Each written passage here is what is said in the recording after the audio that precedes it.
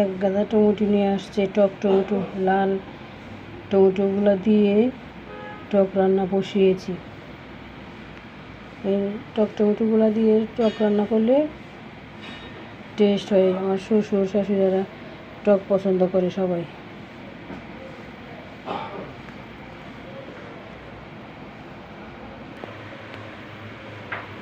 টমেটোর টক রান্না বসিয়েছি। এটার মধ্যে একটু হলুদ গুঁড়া, একটু মরিচের গুঁড়া দিতে হয় ওটার মধ্যে।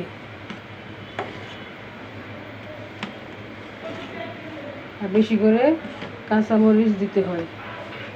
যত বেশি কাঁচামরিচ দিবেন তত বেশি স্বাদ হয়, ঝাল হয়ে যাবে। নাম হয়ে গেছে জাল টক, টমেটোর জাল টক, টমেটোর জাল টক রান্না বসিয়েছি।